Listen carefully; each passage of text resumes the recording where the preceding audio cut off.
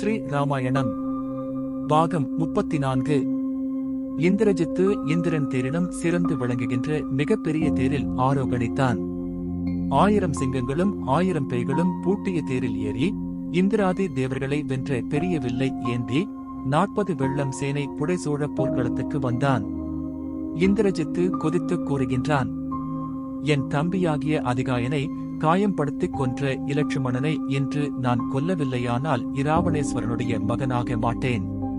இலட்சுமணனுடைய உதரத்தை நிலைமைகள் பருகத் தருவேன். அங்ஙனம் செய்யவில்லையானால் என்னை தேவரும் மற்ற யாவரும் இகழ்வார்களாக. என் போர்த்திறத்தைக் கண்டு விண்ணுலகும் மண்ணுலகும் வியப்பு அடையும் என்று வெஞ்சினத்தால் வஞ்சின உரை கூறி பேய்க் கொடியுடன் நிமிர்ந்து நின்றான். விபீஷணர் இலட்சுமணரை பார்த்து, எம்பிரானே, இப்பொழுது எச்சரிக்கையாக போர் செய்ய வேண்டும் என்றார்.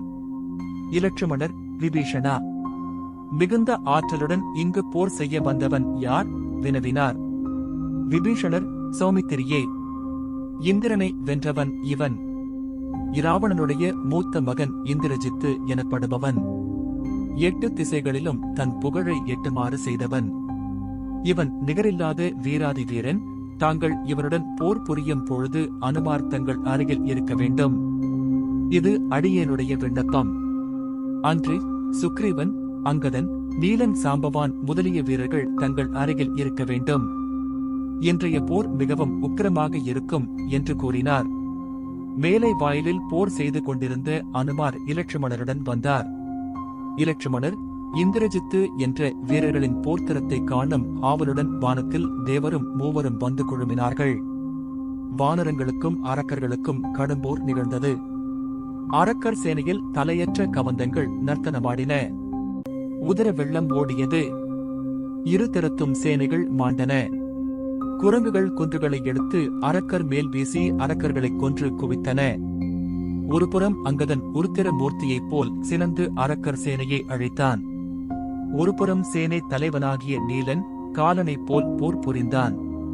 குமுதன், இனவன், சாம்பவன், பனசன், மைந்தன் முதலிய சிறந்த வானர வீரர்கள் வானவரும் வியக்க வீரத்துடன் போர் புரிந்தார்கள்.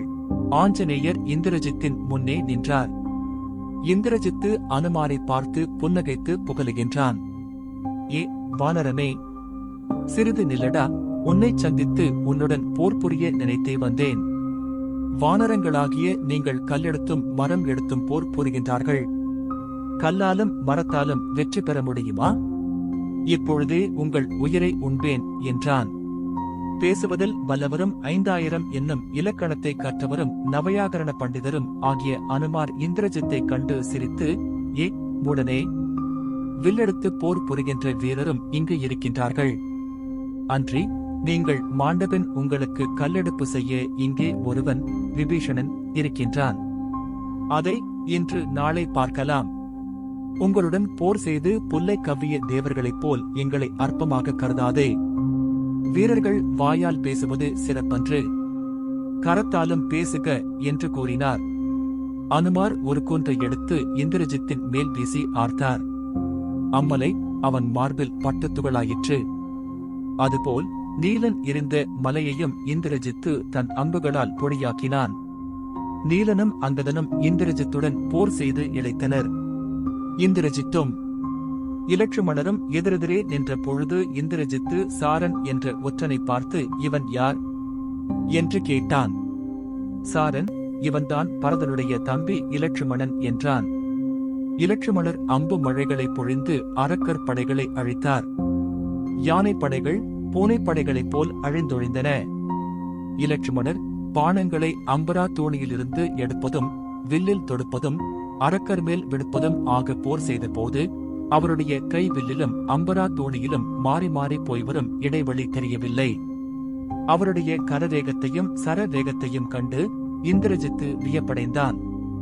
இவனே சிறந்த வில்லாளி என்று புகழ்ந்து கூறினான். இலட்சுமணர் அனுமாருடைய தோள் மீது ஏறி போர் செய்தார்.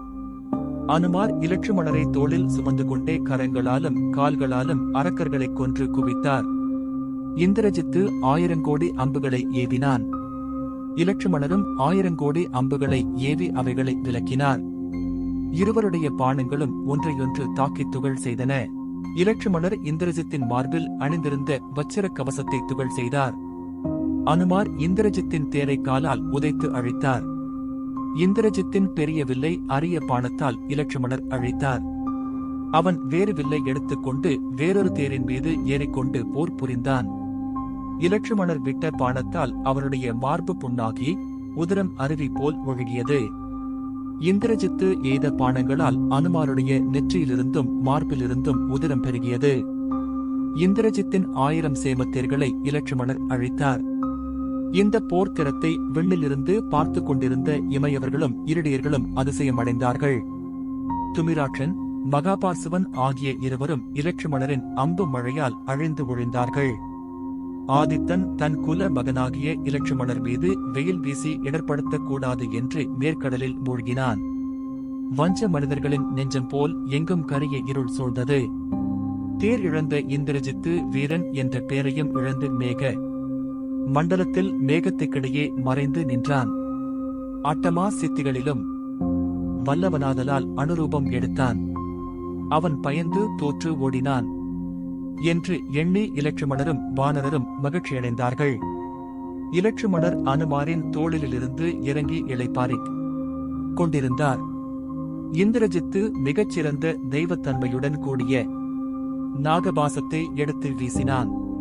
அந்த நாகபாசத்தால் இலட்சுமணர் கட்டுண்டு மதியங்கதியும் கலங்கி மண்மிசை விழுந்தார். இந்திரஜித்தை கட்டிப்பிடித்து அழைப்பேன் என்று கூறி விண்ணிலே தாவ முயன்ற ஆஞ்சநேயரையும் நாகபாசம் கட்டிக் கருத்தழியச் செய்தது. இலட்சுமணருடைய உடம்பு உதிரம் ஒழுக ஆதித்தனைப் போல் ஒளிவீசிக் கிடந்தது. மாயா பாசத்தினால் கட்டுண்ட ஞானிகளைப் போல் நாக பாசத்தினால் கட்டுண்டு செயலற்று கிடந்தார். வானரங்கள் எல்லாம் மயங்கி கிடந்தன. இந்திரஜித்து இராவணனிடம் சென்று, தந்தையே, வணக்கம். இராமனை தவிர ஏனையோரை கொன்றுவிட்டேன். சற்று இளைப்பாறிக்கொண்டு நாளை சென்று இராமனையும் கொன்று வருவேன் என்று கூறி தன் இருப்பிடம் போய் இளைப்பாறினான். இலட்சுமணருடைய அவல நிலையைக் கண்டு விபீஷணர் மிகவும் வருந்தினார்.